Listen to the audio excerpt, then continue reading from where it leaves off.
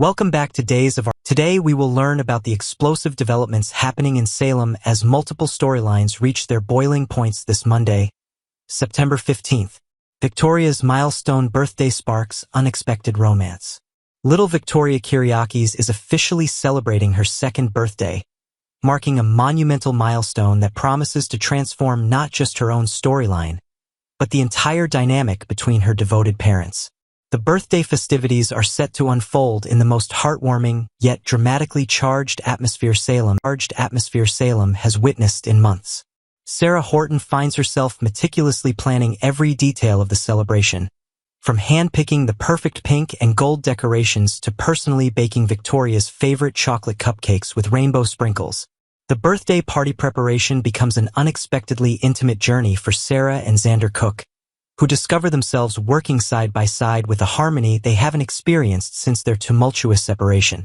As they hang streamers and arrange flowers, stolen glances and accidental touches create an undeniable electricity between them. Xander surprises everyone by revealing his hidden talent for balloon artistry, crafting elaborate animal shapes that leave Victoria giggling with pure delight.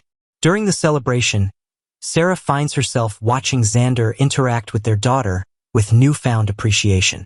His gentle patience as he helps Victoria blow out her candles, his infectious laughter when she smears frosting across his cheek, and his tender whispers of birthday wishes transport Sarah back to the earliest days of their romance.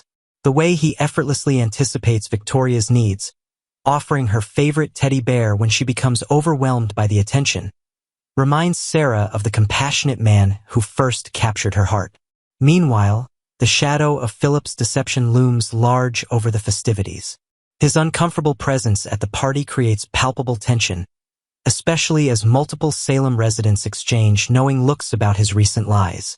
Maggie Kyriakis pulls Philip aside for a private conversation, her maternal instincts sensing the web of deceit he's been weaving. The birthday celebration becomes a ticking time bomb of secrets threatening to explode. Teen drama reaches crisis point. The teenage love triangle involving Sophia Choi, Tate Black, and Holly Jonas intensifies to unprecedented levels of emotional chaos. Tate's frustration reaches its breaking point when he confronts Sophia about her calculated manipulation and deliberate lies. His anger isn't just about the deception itself, but about how her actions have complicated his already fragile relationship with Holly. Sophia's carefully constructed facade begins crumbling when Tate's harsh words force her to confront the reality of her behavior. She realizes her desperate attempts to win his affection have only pushed him further away. The confrontation takes place in the school hallway, with curious classmates gathering to witness the dramatic showdown. Sophia's eyes well up with tears as she attempts to explain her motivations, but Tate's disappointment runs too deep for easy forgiveness. Holly's unexpected appearance during their argument adds another layer of complexity to the situation. Her innocent question about Tate missing their first film class together triggers his defensive mechanisms, causing him to lash out at her as well. Holly's confusion and hurt are evident as she struggles to understand why Tate is suddenly treating her with such coldness. The film class, which was supposed to be their special bonding time, becomes another source of conflict. Sophia seeks solace in her friendship with Ari Horton, desperately needing someone to confide in about her mounting regrets. Their heart-to-heart conversation in the town square reveals Sophia's growing awareness that her manipulative tactics have backfired spectacularly. Ari serves as both confidant and voice of reason, helping Sophia recognize the need to make amends for her actions. Steve's paternity revelation creates new complications. The paternity test results that Steve Johnson anxiously awaits threaten to reshape multiple relationships throughout Salem. Steve's internal struggle becomes increasingly apparent as he grapples with the potential consequences of whatever truth the test might reveal.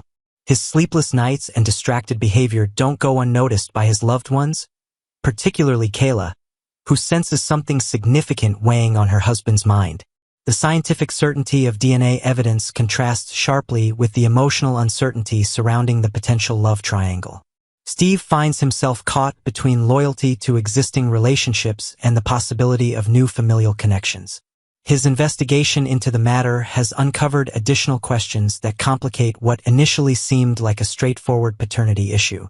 The implications of the test results extend beyond Steve himself, potentially affecting multiple generations of Salem families. Long-buried secrets from the past threaten to resurface, creating ripple effects throughout the community.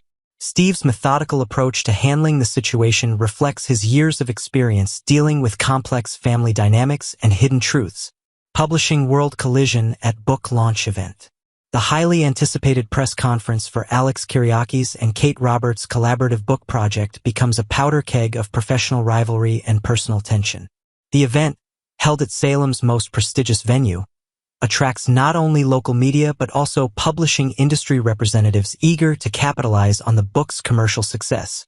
Alex commands the spotlight with his natural charisma, fielding reporters' questions about the book's impressive sales figures with practiced ease. His confident demeanor masks the underlying stress of keeping certain aspects of the project's development under wraps. Kate, ever the seasoned professional, navigates the media attention with her characteristic sharp wit and business acumen. Stephanie Johnson's unexpected appearance at the press conference sends shockwaves through the assembled crowd. Her role as a public relations professional rather than the true creative force behind the project creates an atmosphere of barely contained drama. The irony of her position isn't lost on the more astute observers, who begin questioning the official narrative surrounding the book's authorship. The press conference becomes a carefully choreographed dance of half-truths and strategic omissions. Each question from reporters threatens to expose the complicated reality behind the book's creation, forcing all involved parties to maintain their carefully constructed public personas while navigating increasingly treacherous conversational territory. As these interconnected storylines converge, Salem residents prepare for the dramatic revelations and emotional confrontations that are sure to unfold in the coming days, setting the stage for explosive developments throughout the week. Part 2. We dive deep into the drama that keeps Salem buzzing.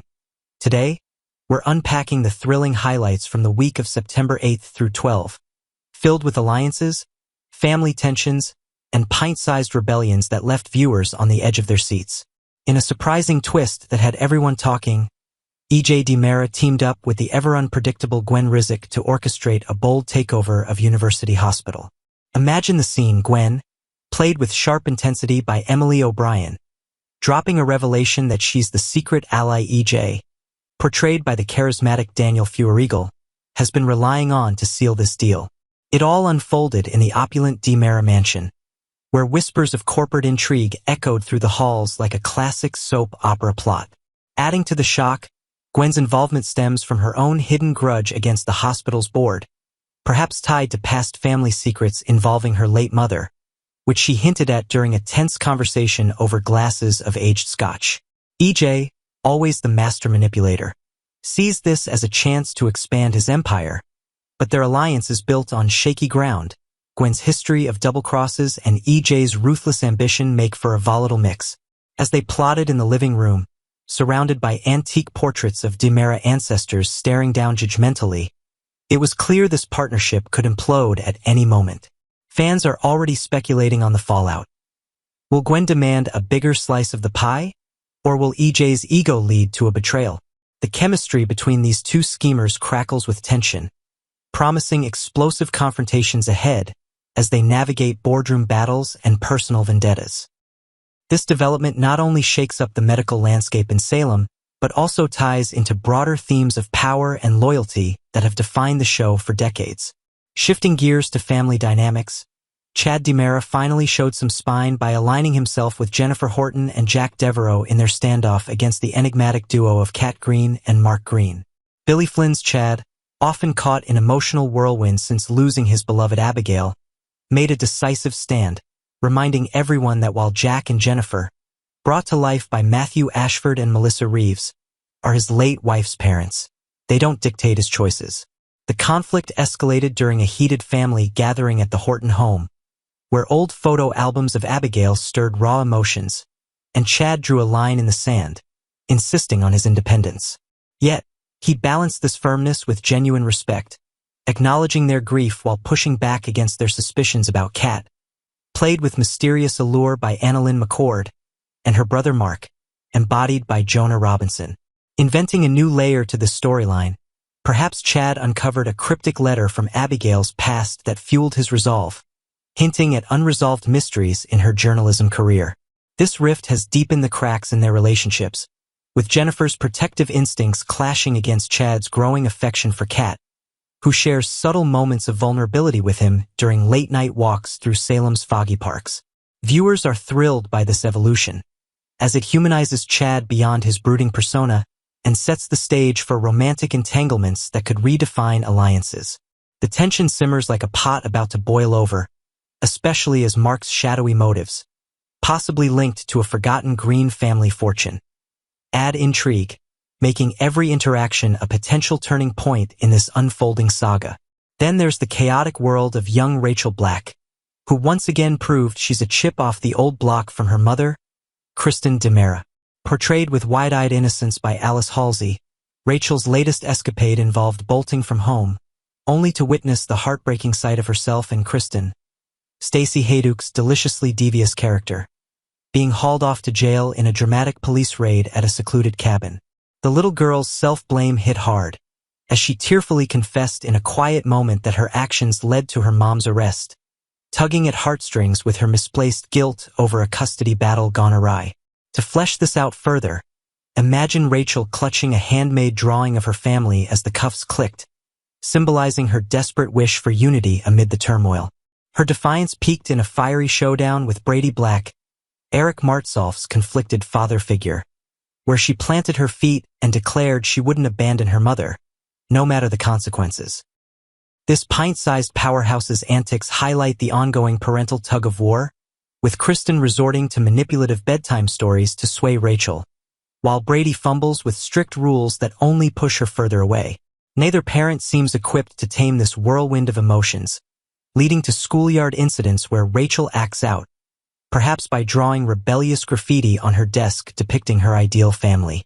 The storyline delves into the complexities of co-parenting in a dysfunctional dynasty, with Rachel's wacky behavior serving as a mirror to Kristen's own impulsive past, ensuring more jailhouse visits and courtroom dramas that keep the Black DiMera feud alive and kicking. As an honorable mention that ties into the show's rich history, Stephanie Johnson pulled off a clever persuasion act by getting EJ to dedicate the new clinic in honor of the legendary Dr. Tom Horton, originally played by MacDonald Carey. Abigail Klein's Stephanie, with her blend of charm and determination, cornered EJ during a charity event at the Brady Pub, weaving tales of Horton's groundbreaking contributions to Salem's healthcare, from pioneering surgeries to mentoring generations of doctors. This naming decision not only pays homage to the character's enduring legacy but also paves the way for Days of Our Lives' monumental 60th anniversary celebrations, complete with flashback montages and guest appearances from Horton family descendants. Adding inventive flair, perhaps Stephanie discovered an old journal of Dr. Horton's in the hospital archives, revealing untold stories of his battles against epidemics in the 1960s, which she used to sway EJ's decision amid his own family pressures. What stood out as your favorite jaw-dropping moment from this week's episodes of Days of Our Lives? Drop your thoughts in the comments below. We'd love to hear from you.